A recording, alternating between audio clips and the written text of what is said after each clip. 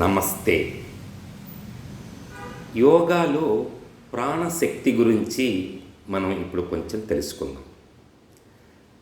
ప్రాణశక్తి అనేది శరీరములో ఉన్నప్పుడే ఆ మనిషి బ్రతకడం జరుగుతుంది.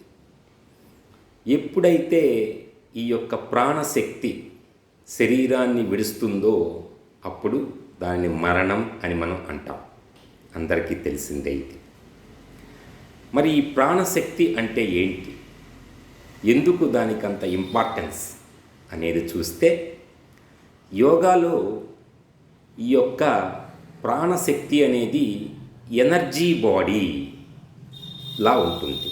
ఎలా అంటే శరీరాన్ని ముఖ్యంగా 3 భాగాలుగా యోగాలో వర్ణిస్తారు. ఒకటి ఫిజికల్ బాడీ, మనకి కనిపించే దేహం. 2 మెంటల్ బాడీ, కనిపించని దేహం, సట్లర్ బాడీ, ఆలోచనలు, ఎమోషన్స్. అలాగే 3వది ఎనర్జీ బాడీ, అంటే శక్తి సంబంధించి. ఇంకా 2 ఉన్నాయి, ఇంటలెక్చువల్ బాడీ, బ్లిస్ఫుల్ బాడీ అని. అంత డెప్త్ మనకి ప్రస్తుతానికి వద్దు. ఈ యొక్క 3వ బాడీ అయిన ఎనర్జీ బాడీని మనం తీసుకున్నట్లయితే, ఎక్కడైతే ఎనర్జీ అనేది బ్లాక్ అవుతుందో అక్కడ ఆ వ్యక్తికి ఇబ్బంది, వ్యాధి అనొచ్చు, జబ్బు అనొచ్చు, అబ్నార్మాలిటీ అనొచ్చు, ఇంకేదైనా ఇబ్బంది కలగడం జరుగుతుంది.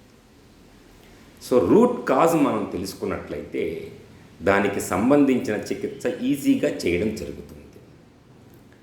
సో ఈ ఎనర్జీ బాడీ ఎక్కడైతే బ్లాక్ అయి ఉంటుందో ఆ ప్లేసెస్ గురించి ఒక్కసారి తెలుసుకుందాం. దానికన్నా ముందు అసలు ఈ ప్రాణాలు రకాలేంటి, ఎక్కడెక్కడ ఏమేమి ఉంటాయి అనేది కొంచెం తెలుసుకున్నట్లయితే, ముఖ్యంగా ఈ ప్రాణశక్తిని 5 భాగాలుగా చేయవచ్చు. 1 ప్రాణ ప్రాణ, 2 సమాన ప్రాణ, 3 అపాన ప్రాణ, 4 ఉదాన ప్రాణ, 5 వ్యోన ప్రాణ. ఇలా 5 రకాలు.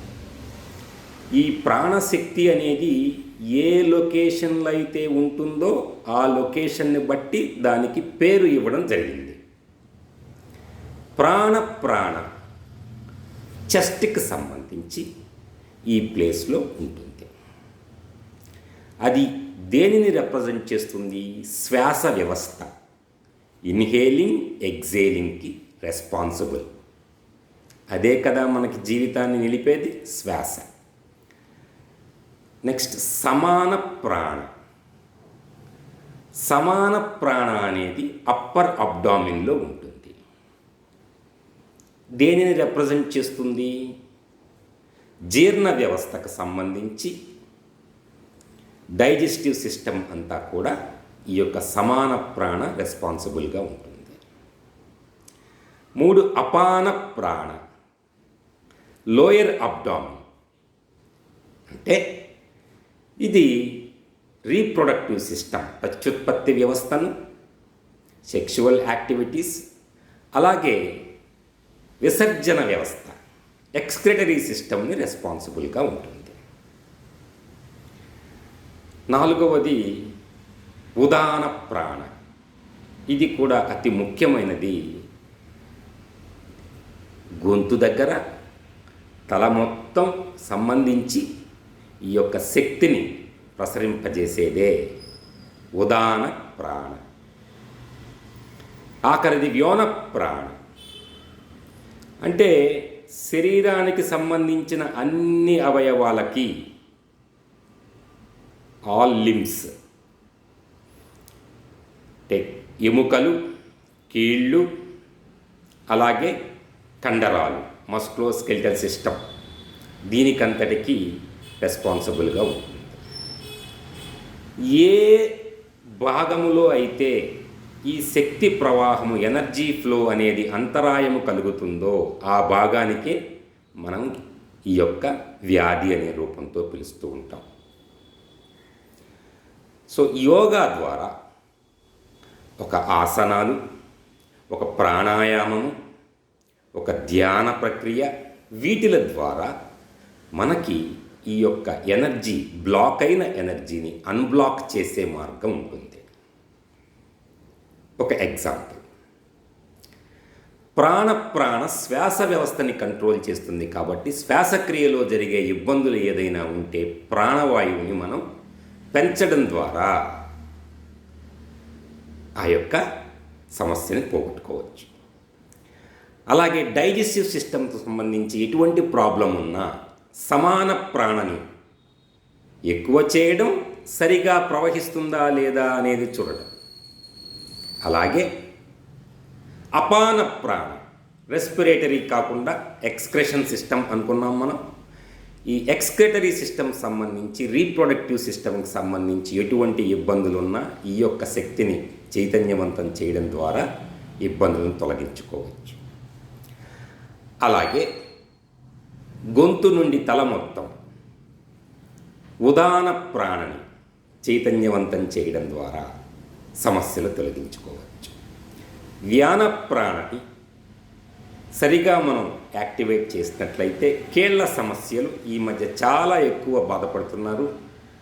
ఈ యొక్క ఎముకలు, కండరాలు, కీళ్ళు సంబంధించిన ఇబ్బందులు, నొప్పులు, ఒక బ్యాక్ పెయిన్ కావచ్చు, ఒక మైగ్రెయిన్ కావచ్చు, ఒక నీ పెయిన్ కావచ్చు, ఏదైనా కానీ ఈ యొక్క వ్యాన ప్రాణని కరెక్ట్గా చేయడం ద్వారా మనం ఈ యొక్క వ్యాధులను నిర్మూలించుకునే అవకాశం ఉంది. అలా కాకుండా రూట్ కాజ్ పక్కన పెట్టి మందులు వాడడం ద్వారా చక్కటి ఫలితం కనిపిస్తుంది. అందులో ఎటువంటి సందేహము లేదు. మన సైన్స్ చక్కగా డెవలప్ అయి మంచి మందుల్ని ప్రవేశపెట్టింది. కానీ కొన్నిసార్లు మందులు కూడా పనిచేయని స్థితికి వచ్చినప్పుడు ఈ యొక్క యోగాలో ఎనర్జీ బాడీని యాక్టివేట్ చేయడం ద్వారా చక్కటి పరిష్కారం లభిస్తుంది. దానితో పాటుగా మందులు వాడుతూ యోగా చేసినట్లయితే నిర్మూలించేయచ్చు ఆ వ్యాధిని. సో ఇప్పుడు మనం ఏం తెలుసుకున్నామంటే ప్రాణ అనేది ఎన్ని రకాలు, ఎక్కడెక్కడ ఉంటుంది, దేనికి రెస్పాన్సిబుల్గా ఉంటుంది అనే దాని గురించి తెలుసుకున్నాం. మరి ఈ శక్తి అనేది, ఈ ప్రాణశక్తి రకాలుగా ఉన్న ఈ ప్రాణశక్తి ఒక చోట నిలవాలి. లైక్ ఒక సెల్ ఫోన్లో బ్యాటరీ మాదిరిగా. మరి ఆ బ్యాటరీస్ అనేవి మన మానవ దేహంలో ముఖ్యముగా 7 స్థానాలలో ఉంటాయి. మొత్తం దాదాపుగా 84 స్థానాలు, అంతకన్నా ఎక్కువ స్థానాల్లో కూడా ఉంటాయి. బట్ మెయిన్గా 7 జంక్షన్ బాక్స్ అని మనం చెప్పవచ్చు.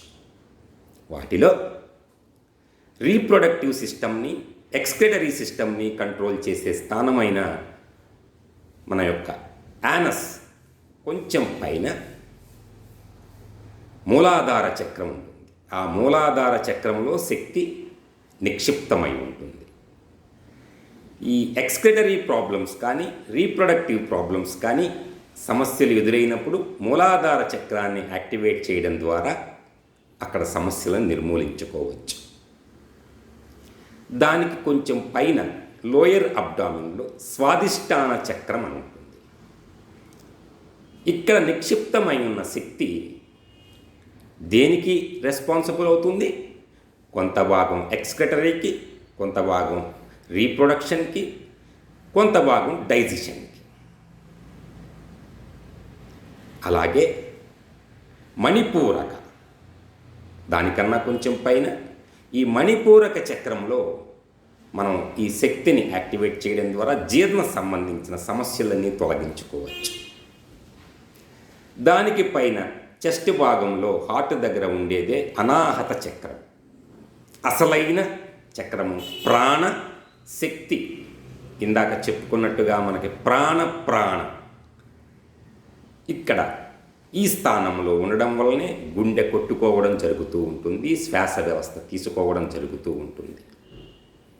సో గుండె సమస్యలు కానీ, శ్వాస సమస్యలు కానీ ఎదురైనప్పుడు ప్రాణని యాక్టివేట్ చేయడం ద్వారా అక్కడ ఉన్న అనాహత చక్రం నుంచి శక్తి అన్ని భాగాలకు ప్రసరించి చక్కటి జీవితాన్ని ఇస్తుంది.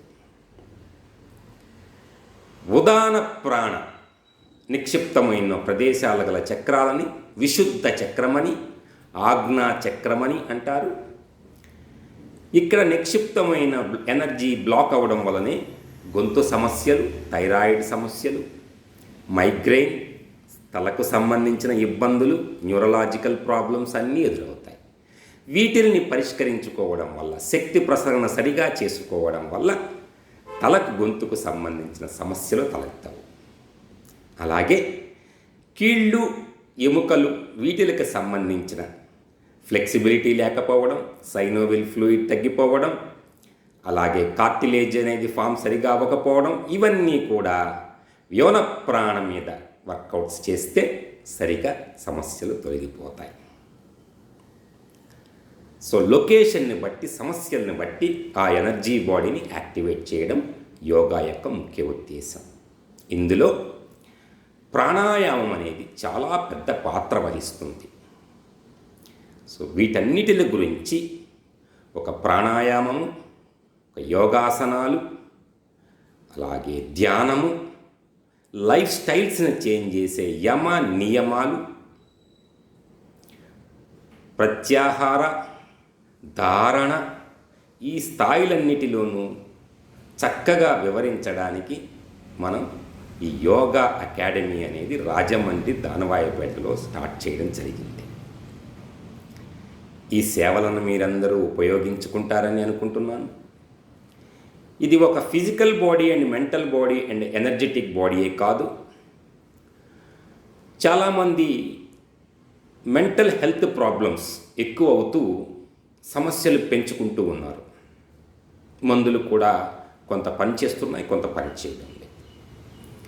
ఇబ్బందికర పరిస్థితుల్లో ఉన్నప్పుడు వీళ్ళకి చికిత్స మందులతోనూ చేయవలసి వస్తుంది, యోగాతోనూ చేయవలసి వస్తుంది. మరి మందులతో చేయడానికి యొక్క సైకియాట్రీ సర్వీసెస్ని కూడా మనం అందించడం జరుగుతుంది. ఈ psychiatry services, mental illnesses, psychological problems అన్నీ కూడా చక్కగా పరిష్కరించడానికి డాక్టర్ వాసు గారు తన ఎండి డిగ్రీని, స్పెషలైజేషన్ని బెంగళూరు నిమ్హాన్స్ అతిపెద్ద సంస్థలో చేసి తమ యొక్క సేవలని మనకి అందించడం ఇక్కడ జరుగుతుంది. సో అలా సైకియాట్రిక్ సమస్యలని, సైకలాజికల్ సమస్యలని, ఫిజికల్ బాడీకి సంబంధించిన సమస్యలని, వీటన్నిటిని పరిష్కరించడానికే మనం ఈ యొక్క యోగా అండ్ సైకియాట్రిక్ హాస్పిటల్ లాంటిది స్టార్ట్ చేయడం జరిగింది. ఇందులో మీకు యోగా, సైకియాట్రీ సర్వీసెస్తో పాటుగా హెల్త్ సంబంధించి ఇంప్రూవ్ చేసుకోవడానికి మనం చక్కటి ఆరోగ్యం సంబంధించిన మంచి ఫుడ్ లైక్ స్ప్రౌట్స్, మొలకలు, నట్స్ అండ్ సీడ్స్. మీకు తెలుసు ఇప్పుడు ఈ డ్రై ఫ్రూట్స్ చాలా శక్తివంతముగా పనిచేస్తున్నాయి, ఎప్పుడూ పనిచేస్తాయి. మనం ఈ కరోనా వచ్చిన తర్వాత దాని మీద మనం ఒక ఇంట్రెస్ట్ చూపించి ఇమ్యూన్ బూస్టర్స్గా మనం వాటిని వాడుతున్నాం. అలాగే స్వచ్ఛమైన తేనె మనమే తయారు చేస్తున్నాం. సో తేనె, dry fruits, sprouts, sweet corn, ఇలాంటి చక్కటి ఆరోగ్యాన్ని ఆయిల్ లేకుండా, ఎటువంటి నూనెలు కలపకుండా స్వచ్ఛంగా అందించి, యోగాతో పాటుగా ఫుడ్ కూడా సప్లిమెంట్ చక్కగా ఇచ్చి చికిత్స చేసి మిమ్మల్ని ఆనందంగా బయటికి పంపించడమే మా యొక్క ఉద్దేశం. దీనికి మీరందరూ మీ యొక్క సహాయం అందిస్తారని భావిస్తూ సెలవు. మీ హరీష్.